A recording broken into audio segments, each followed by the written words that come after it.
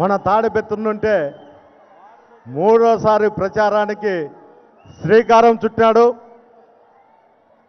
అంటే తాడిపత్రి ప్రజలందరూ కూడా మన జగనన్న వైపు చూస్తారనేది మరోసారి రుజువైంది. అంతేకాదు మీకు అందరికీ చెప్పేది ఒకటే, తాడిపత్రి ప్రజలకు అందరికీ కూడా తాడిపత్రిలో ఉన్నటువంటి వైఎస్ఆర్సీపీ నాయకులకు, కార్యకర్తలకు, తోటి ఎమ్మెల్యేలకు అందరికీ కూడా పేరు పేరున నా హృదయపూర్వక నమస్కారాలు తెలియజేస్తూ నేను చెప్పేది మీకు అందరికీ ఒకటే, తాడిపత్రిలో జగనన్న పాలన వచ్చినాక ఏ విధంగా ఉంది అనేది ఒకసారి మీరు అందరూ ఆలోచన చేయండి. జగనన్న ఉంటేనే సంక్షేమం వస్తుంది. ఏ రాష్ట్రంలో కూడా సంక్షేమానికి మారుపేరు, ఈ భారతదేశంలో సంక్షేమానికి మారుపేరు ఏదన్నా ఉందంటే అది ఆంధ్రప్రదేశే. జగనన్న ఇచ్చినటువంటి సంక్షేమ పథకాలు ఏ రాష్ట్రంలో కూడా ఇవ్వలేదు, ఈ రాష్ట్రంలో ఇచ్చాడు. నిన్న కూడా మేనిఫెస్టో రిలీజ్ చేశారు. సామాన్య ప్రజలకు ఏదైతే అవసరం ఉంటుందో ఆ అవసరం నిమిత్తమే ఈరోజు మేనిఫెస్టో రిలీజ్ చేసి ప్రజల కలలు నిజం చేసినాడని ఈ సందర్భంగా మీకు అందరికీ తెలియజేస్తున్నా. అంతేకాదు చేనేతలకు మాత్రం 48,000 ప్రతి సంవత్సరం కూడా ఎలక్షన్ అయిపోయినాక మీకు ఎప్పుడు విడతలో వచ్చిందో అప్పుడుకి 48,000 మీకు చేనేత కార్మికులకు అందరికీ కూడా పడుతుంది. అదే కాకుండా చేయూత, అమ్మఒడి కార్మికులకు అందరికి కూడా వచ్చే బాబు దాన్ని తోయాకండి, ఆ పిల్లర్ తోయాకండి. సంక్షేమ పథకాలు అన్నీ కూడా చేయూత కావచ్చు, అమ్మఒడి కావచ్చు, ఆసరా కావచ్చు, డాక్రా మహిళలకు ఇచ్చినటువంటి 0 వడ్డీ కింద వచ్చినటువంటి లోన్లు కావచ్చు, ఇవన్నీ కూడా మళ్ళా గడుక పెంచుతూ మన ప్రభుత్వం అధికారంలోకి వస్తానే తక్షణమే ఇవన్నీ కూడా రిలీజ్ చేయడం జరుగుతుంది. ప్రతి ఒక్క అక్క చెల్లెమ్మ కూడా గుర్తించుకోవాల్సిన విషయం ఒకటే, వచ్చే సంక్షేమ పథకాలన్నీ కూడా మీ అకౌంట్లోనే పడుతుంటాయి. ఒకసారి మీ ఆశీస్సులన్నీ జగన్కి ఇవ్వాల్సిందిగా కోరుకుంటున్నాను. అంతేకాదు ప్రతిసారి చెప్పారు, నేను ప్రతిపక్షంలో ఉన్నప్పుడు తాడిపత్రికి ఒక రౌడీ వస్తున్నాడు, ఒక దుర్మార్గుడు వస్తున్నాడు, ఏదో చేస్తాడని. అయ్యా నేను కాదయ్యా దుర్మార్గుని, మంచోనో చెడ్డోనో మీకు అందరికీ తెలుసు. ఈ 5 ఏళ్లలో నేను ఎక్కడున్నాను మీరు ఒక్కసారి గమనించండి. గతంలో ఉండేటువంటి నాయకులు ఏ విధంగా ఉన్నారు, ఈరోజు ఉన్నటువంటి నేను ఏ విధంగా ఉన్నానో ఒక్కసారి మీరు అందరూ ఆలోచన చేయండి. జగనన్న ప్రభుత్వం వచ్చిన తర్వాత సంక్షేమం ఒకవైపు, అభివృద్ధి ఒకవైపు నడుస్తుంది. ఈ సంక్షేమ అభివృద్ధితో పాటు శాంతి కూడా ఈ తాడిపత్రిలో నడుస్తుంది. శాంతి గురించి నేను ఎందుకు చెప్తున్నా అంటే, గతంలో ప్రొద్దున లేస్తే తాడిపత్రిలో 10 పికెటింగ్లు ఉండేటివి. ఆ 10 పికెటింగ్లు నామకా వస్తుండేటివి. ఎవరు ఏమి చేసినా జేసీ కుటుంబం ఉంటే మనకు పోలీస్ స్టేషన్కి అర్జీలు రావాల. ఆ అర్జీ వస్తేనే పోలీసులు తీసుకునేవాళ్ళు. ఆ పరిస్థితి నుండి ఈరోజు తాడిపత్రిలో ఎక్కడే కానీ పికెటింగ్లు లేకుండా అధికారులు కూడా స్వేచ్ఛగా వాళ్ళ ఉద్యోగాలు వాళ్ళు చేసే పరిస్థితి ఈరోజు ఆసన్నమైంది. ఇంకొకసారి మీరు అందరూ కూడా జగనన్న వైపు చూడాలా, జగనన్న మీ ఆశీస్సులు జగనన్నకు ఉండాలా. తాడిపత్రి ప్రశాంతంగా ఉండాలన్నా, సంక్షేమ పథకాలు మీకు అందరికీ అందాలన్నా జగనన్నతోనే సాధ్యం అనేదే నేను చెప్పేది. తాగునీరు కానీ సాగునీరు కానీ మన ప్రభుత్వం వచ్చినాక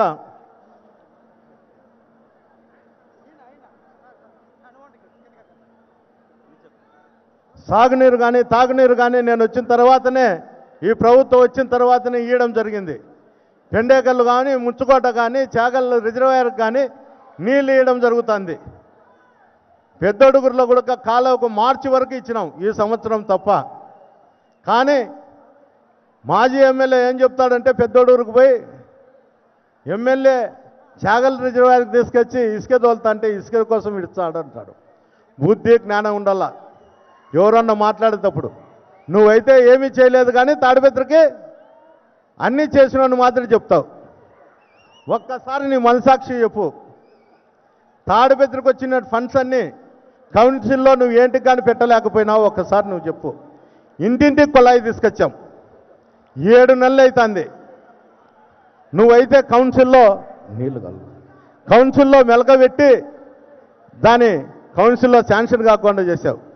లేకపోయింటే ఈ పాటికే ప్రతి ఇంటికి కూడా కొలాయి ఇచ్చేదానికి నేను సిద్ధంగా ఉన్నా. మళ్ళా కూడా ఈ ప్రభుత్వం వస్తుంది.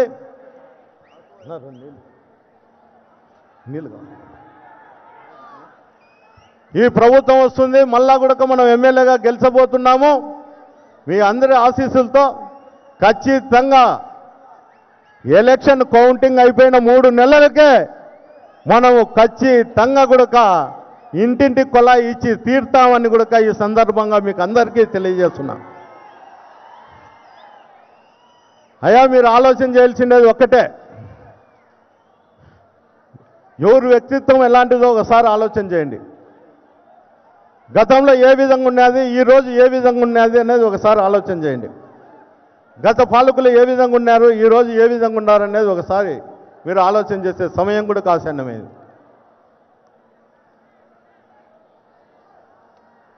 మేమైతే ఎప్పుడు కూడా పోలీస్ అధికారులను మేము చెప్పేదేమంటే ఇద్దరికి న్యాయం చేసి పంపించండి, ఏ పార్టీ వాళ్ళైనా ఎవరికైనా కానీ అని చెప్పాం.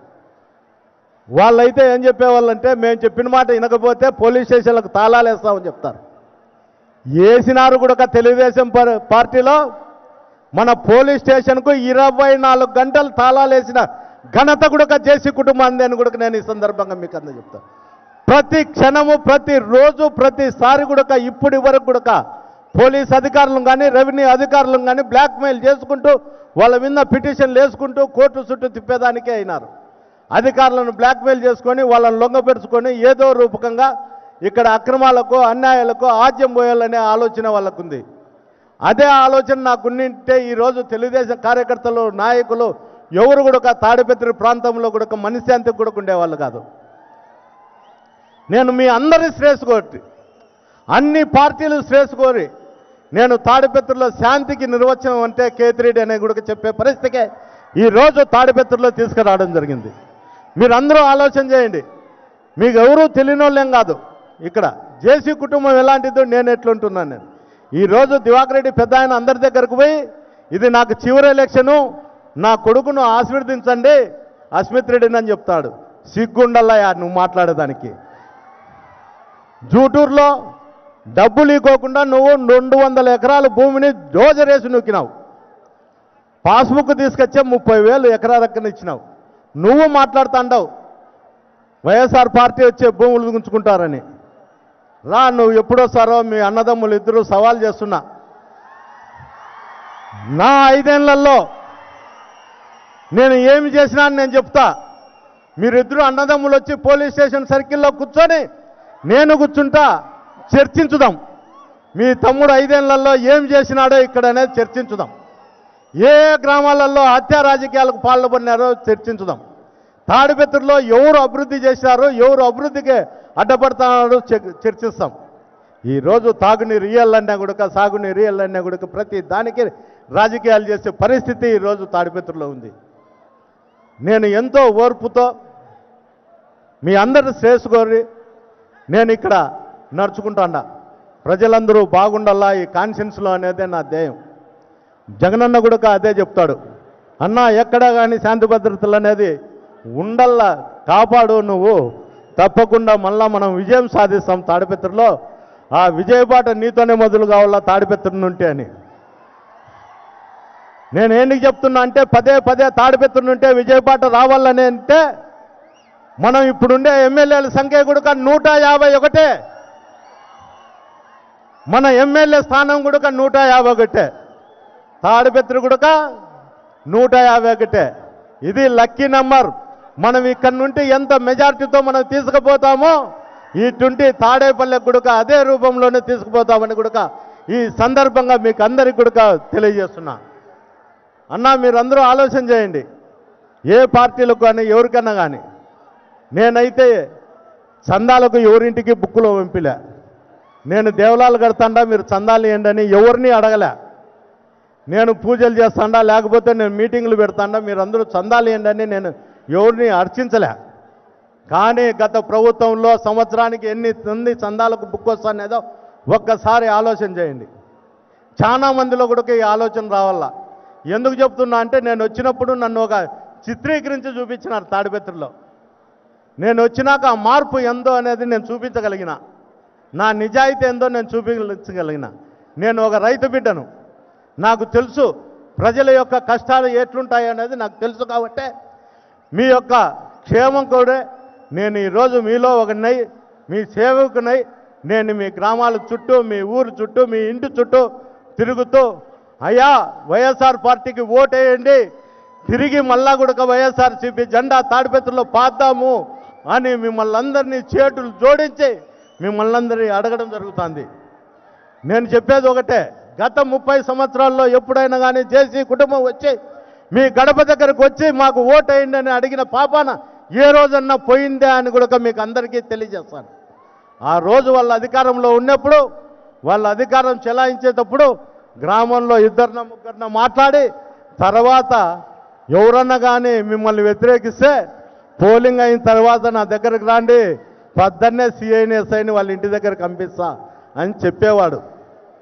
ఈరోజు కూడా చెప్తున్నాడు, మళ్ళా పెద్దారెడ్డికి మీరు ఓటేస్తే దౌర్జన్యాలు దోపిడీలు జరుగుతాయని. అయ్యా నాకు ఓటేస్తే దౌర్జన్యాలు దోపిడీలు జరుగుతాయో లేదో నాకు తెలుసు, కానీ మరొకసారి జేసీ ప్రభాకర్ రెడ్డికి కొడుకు ఓటేస్తే మటుకు తెలుగుదేశం పార్టీని బలపరిస్తే మటుకు దారి దోపిడీలు కూడా జరుగుతాయి. మీరు పెళ్లిళ్ళకు పోయేటప్పుడు మాట కాల్చి మీ మెడలో దండలు కూడా గుంచకపోతారు, ఉంగరాలు కూడా గుంచకపోతే పరిస్థితి ఈరోజు తాడిపత్రిలో ఏర్పడింది. ఇవన్నీ నేను ఎందుకు చెప్తున్నా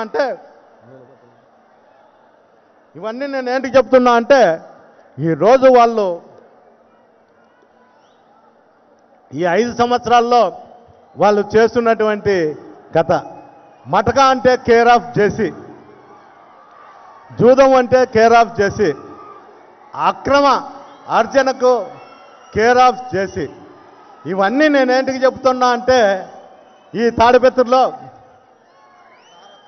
సార్ జగనన్న తొందరలో ఇక్కడికి రాబోతున్నాడు. 5 నిమిషాల్లో జగనన్న వస్తున్నాడు. జగనన్నకు తాడిపత్రి ప్రజలందరూ కూడా మరోసారి స్వాగతం సుస్వాగతం. మీ తరపున నేను కూడా జగనన్నకు స్వాగతం సుస్వాగతం తెలియజేస్తున్నాను. జై జగన్, జై జగన్, జోహార్ వైఎస్ఆర్, జోహార్.